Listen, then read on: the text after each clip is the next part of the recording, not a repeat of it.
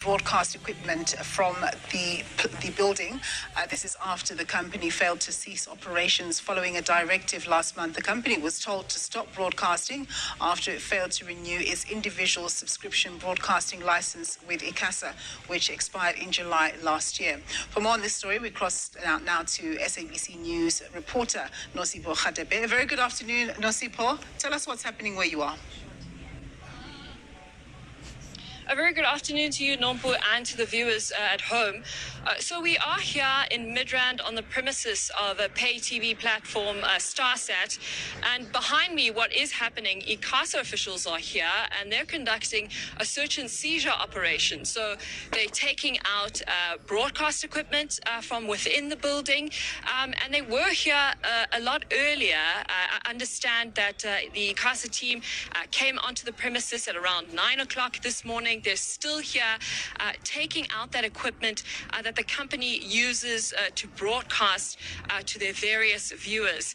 And obviously, this latest development has come as a shock to employees here. The employees that are on the site were visibly, shaken, anxious, because it obviously puts a question mark over what happens to their futures here. And it follows yesterday as well a media briefing by the company. The head of public affairs, Pule Mabe, telling us yesterday that the company was doing everything that it can to continue operating, and that's, as you said, after their individual broadcasting license was not renewed when it needed to be renewed, and the company has continued to operate despite that license needing to be renewed. But I've got the marketing manager with me, Jan Hendrik Harmsa, just to sort of take us through exactly what's happening and what's next for this company. Jan, a very good afternoon and welcome to the program. Good afternoon. Thank you for having us. All right, Jan, talk to us about what happens now as we see ICASA officials taking out equipment. Talk to us about what's happening. So just after 9, they arrived with a search and seizure order. And they started unplugging things. They started just ripping out all the equipment we need to broadcast, but not just to South Africa, but to the rest of Africa as well. So as we speak, our customers have nothing showing on their screen. They won't even be able to see this broadcast happening right now. And many other countries in Africa are also black on screen because they didn't bring the right technicians to ask us what they should remove. So we have no idea what the damage is. They're still carrying things out, as you can see. We only hope that we can resolve this with the courts, because we have approached them. We were there this morning before ICASA arrived, but they went ahead with search and seizure anyway. So now we're challenging that urgently. And so what happens then for employees, as the broadcast equipment is being taken out, people are out here standing, watching as this unfolds. What next then for employees? Well, it's obviously very scary when you see the stuff you need is being pulled out. We're going to keep engaging with ICASA. If we have to go to the courts, we're going to go to the courts because we want our employees to still have a job. These people are incredibly talented. They work very hard. It's very difficult to find a job in the industry. So we're just going to try and do as much as we can to resolve this issue. And then talk to us then about the renewal of the license. As you said, you obviously approaching the courts over the halting of the search and seizure or to get your equipment back.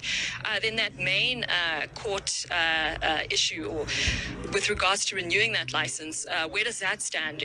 We heard that from the briefing yesterday that you guys were doing everything that you can do. But talk to us about what's next then. Well, since the beginning, even before we had to submit, we were in open conversation with ICASA trying to solve the problem because we did have a deadline to meet, but because of the COVID-19 pandemic, we couldn't get the right investors in. There were shareholder agreements that still had to be signed, and we kept communicating the issue to them. And we kept saying it will be late if you want all the paperwork on the same time. So we did submit late, but we submitted everything we needed to. So as far as are we allowed to run, according to the paperwork at least, we checked all the boxes. We're allowed to run. It's just they don't want to hear us out. So we're hoping that they would reach out to us and speak to us about that. And yeah, we're just going to keep trying to talk to them, trying to solve the problem. We have approached the court. We are waiting for a court date. We'll see what happens today with the urgent interdict. And until then, we just have to wait and see, unfortunately, because even if that order comes through, we'll have to unpack all this stuff. We have to plug it back in. We have to do damage assessments because we're not sure. We had people pulling out cables without having the right equipment. So it's very scary for all of us. We just don't know yet. And we sort of got an understanding of how many employees, work at this company. Talk to us then about the number of employees who are being affected by this, as well as your subscribers who you've mentioned would obviously not be able to see this broadcast that's taking place now.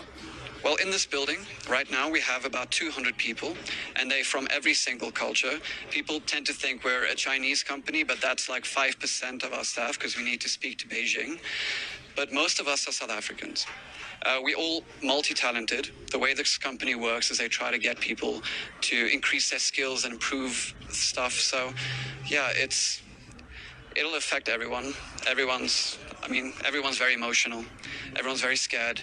They're sitting around now not knowing what to do. And it's not just this building.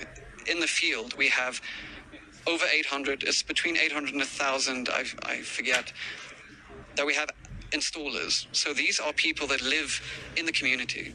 They live in informal settlements. We go to them. We give them our stock for free so that they can install people. They take our subscription cost, they pocket that money. StarSAI carries that burden. We give them free training. And now there's going to be hundreds of breadwinners with nowhere to go. All right, thank you, Jan. As you heard there, Nompu, workers here obviously anxious about their futures, equipment here, court